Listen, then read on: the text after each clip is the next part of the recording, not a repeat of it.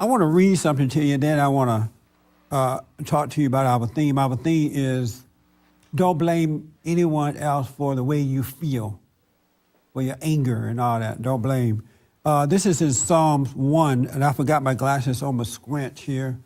It says, blessed is the man that walketh not in the counsel of the ungodly, nor standeth in the way of sinners, nor sitteth in the seat of the scornful. But his delight is in the law of the Lord, and in his law doeth he meditate day and night. And he shall be like a tree planted by the rivers of water that bringeth forth his fruit in his season. His leaf also shall not wither, and whatever he doeth shall prosper. So when you walk in the way of God and you meditate day and night, no matter what you do, you're prosperous. And also, when you don't hang out with the sinners and you're not looking for them to counsel you, you're blessed. And that is so true, because I noticed that a lot of people go to professionals for counseling.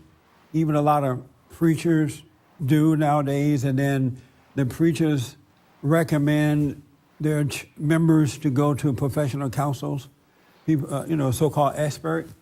And I think that is one of the worst things that ever has happened. Well, I don't know about ever, but it's one of the worst things that has happened to Christians today. Because when they go to professional counsels, they are getting it from evil ones, and they're counseling you in the wrong way. And so you have to be careful who you listen to. You really do.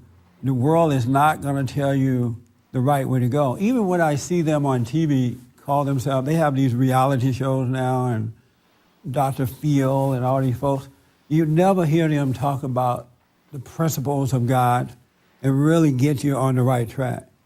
And even when they call themselves being tough, they're still not telling you how to get it right. And so many people are, looking to these people for help, and it's mind-blowing to me. This week, I was interviewed by the Huffington Post, which is a quote-unquote liberal website, and they asked me about Newt Gingrich saying that he will offer black people a paycheck rather than food stamps.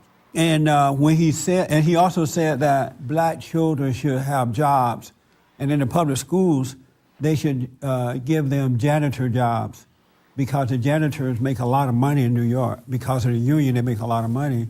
And you can take those kids and give them those jobs, and they'll have money, and they'll feel better about themselves, and they would do better in school, something like that.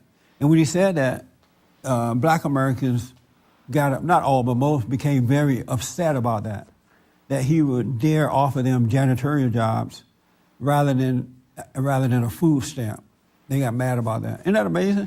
And I had already talked about it on my radio show, and I said, there's nothing wrong with that. That's good, because when you work, you develop something within yourself that you don't develop when you don't work. You develop a security within yourself. You don't doubt that you can take care of yourself. You can work.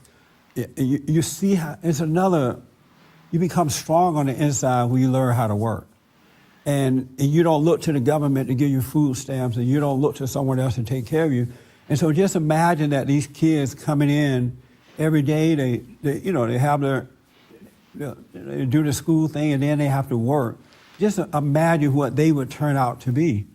It would be good for them, because they'll have confidence as adults, and they save their money, and it's best to start out as early as possible. And I talked about when I was growing up on the plantation, that the days that we did go to school, we would come home and take off our school clothes, have some dinner, and go right to the cotton field. We had to work. We had to chop down trees. We had to do a whole lot of stuff before it was time to go to bed. And I'm glad that I did it, because it made me confident within myself. At the time, I didn't know that it was doing that. Because as a kid, you really don't want to work. You'd rather be out playing and doing nothing or whatever, right? But I'm glad they made me do it, because it made me confidence on the inside that I can make my own living. I don't have to rely on the government. And I said, I will even send most of the black folks back to the plantation and teach them this work ethics so that, yeah, so you shake your head on that. I said, so because I would take them back, teach them how to work so that when they leave, they will feel good about themselves. And I just kind of said it, not realizing that the people are going to respond. Now, I know that people get mad about their work. Black people do.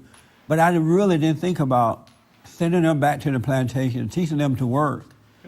And the headline was, I don't have it here, but it says something like, Reverend Jesse Lee Peterson said that he would send all black people back to the plantation to teach them to work. And all hell broke loose. And people were calling in the office, threatening me, calling me names. Christian people, by the way. We got truckloads of emails, but 90% of them, of those emails, they said white people do it too. I dare you do this, I dare you say this, but white people do it too. White people not. They don't like to work either.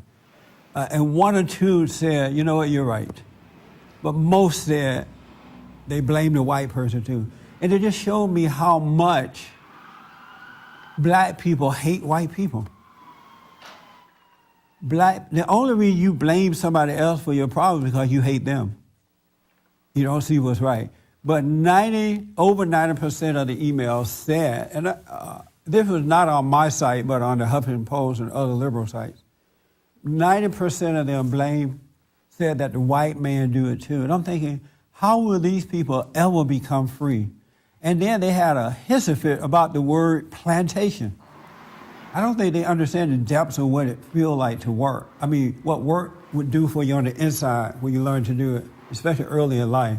But they had a crazy fit by the word plantation. And I'm thinking, why are they so mad about this word plantation when most of them have never been to a plantation? They didn't grow up on a plantation. They only know about the plantation based on the negative things they heard about the plantation. And there were black people who owned black people at one point too in this country on a plantation. But when you say send them back, it's like they all been there and they escaped, and now somebody want to send them back. Isn't that amazing? Some of the best black folks in this country are those who grew up on a plantation, especially the older generation, and because they know how to take care of themselves. They know how to respect one another. They still have some shame left in them about certain things. Some of the best folks are those who grew up on plantations. And they think plantation was all about whooping you and the white man standing over you, beating you, and that somehow or another you had these black people in the fields and the other blacks in the White House. They got in the big house. They have the wrong impression of what happened. I grew up on a plantation. I'm sure you can find some of that, but it wasn't. We had a big White House. We had to clean it up for the white folks. But my granddad, when I was growing up, was in charge of the plantation. The white people only came down when it was time to go hunting, deer hunting and things like that. But they got this wrong impression. They responded to this word plantation. And the words work ethics. They hate that word too. How are you going to tell us we don't work? We are 13% of the population, 40% rely on government of black people. And they say, well, there are more white people on welfare than blacks. That's dumb to say because there are more white people. But for the number of blacks, 40% is too many. For more information or to purchase a copy of this show, visit us on the web at www.bondinfo.org or call 1-800-411-BOND.